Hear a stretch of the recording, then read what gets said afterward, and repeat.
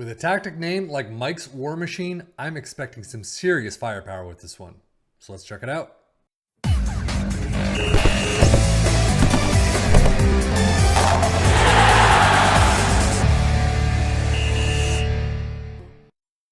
Yes, this is called the 433 Mike's War Machine from Mike on the Steam Workshop.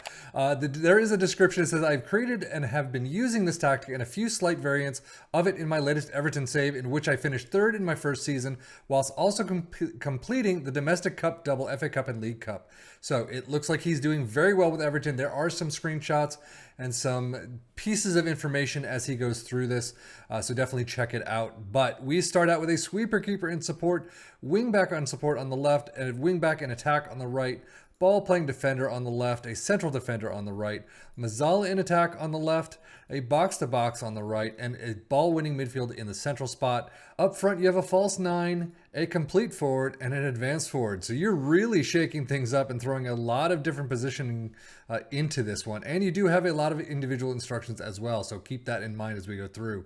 Mentality is attacking. In possession, some fairly, again, everything else from here on out is pretty standard. Attacking with is fairly wide, pass into space, overlap on the left and right, and focus play down the left or right while playing out of defense.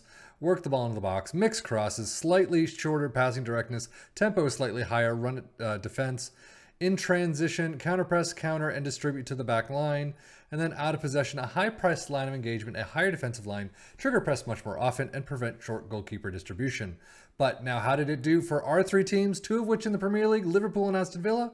Well, we start there, and as you can see, Liverpool, 95 points, 107 goals.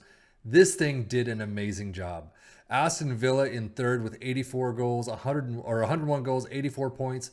This is definitely on the, this is probably one of the top tactics we've tested so far. Unfortunately, Liverpool drop out of the EFL Cup in the fourth round, 0-2 against Arsenal, and out in the FA Cup final, 0-1 against Manchester City. Unfortunately, only one trophy so far, unable to pick up two more.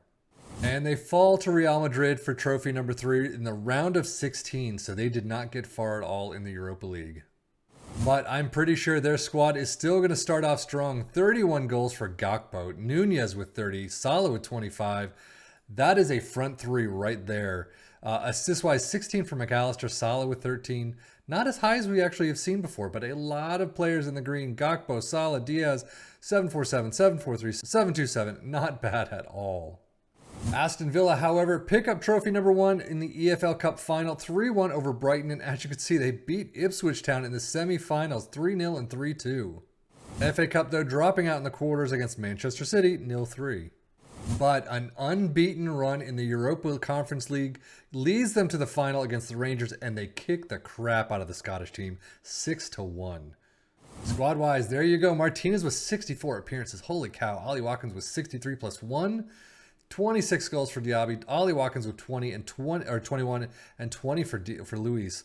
Tielemans in there, 16 assists, 15 for Ollie Watkins, 15 for Chambers, and a ton of green there as well. Callum Chambers was 7-2-2 at the highest. Data Hub, shaky defensively. We were expecting that. Again, FM23, if you were shaky defensively, but you still had an okay defensive line, you're doing pretty well as long as the attack is nice and strong.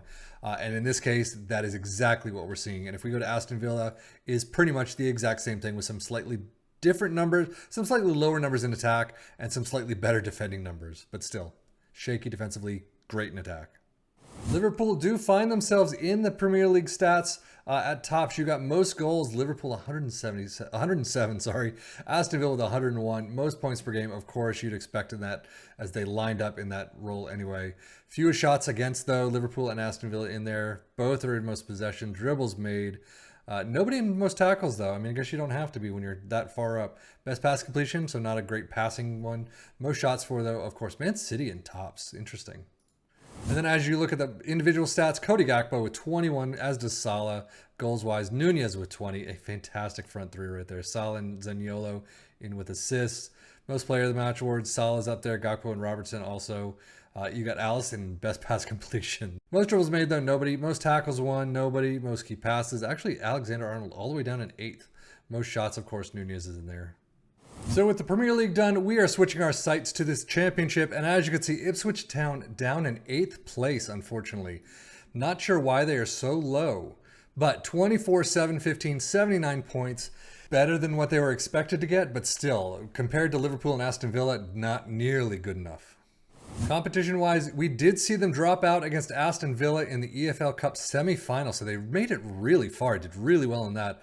But unfortunately, losing out in the FA Cup 4th round replay, 1-2 in extras against Birmingham, unfortunately with a 2-all draw right before.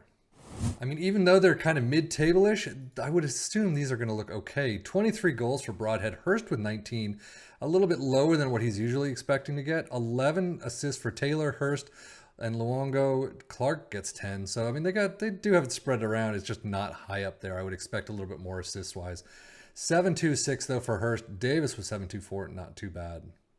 Stats-wise, I definitely don't expect them to be having too much. I mean, you do have 104 goals, second in the league, which is great to see.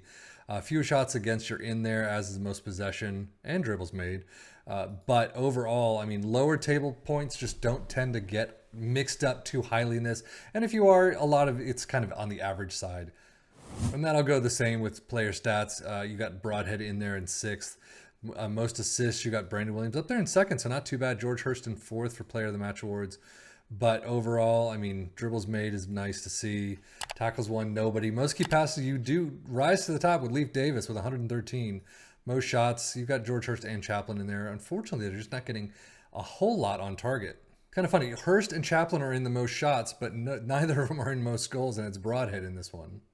Well, overall, a fantastic tactic for our Premier League teams. Unfortunately, not so much for our championship side. However, as always, this is just a sim. I didn't take control of a single thing except hitting the go to on vacation button. So if you took control of these yourselves and did your own tactical changes, your own shouts, your own training, things like that, transfers, you could do a lot better and probably rise up in the table, do a lot better with, I mean, Ipswich Town at least. Aston Villa probably get more than 84 points. Still tough to beat 91 with Manchester City and 95 with Liverpool. But that is it for me, Sefian FM, for the Football Manager blog channel, saying thank you as always for watching. Take care and enjoy.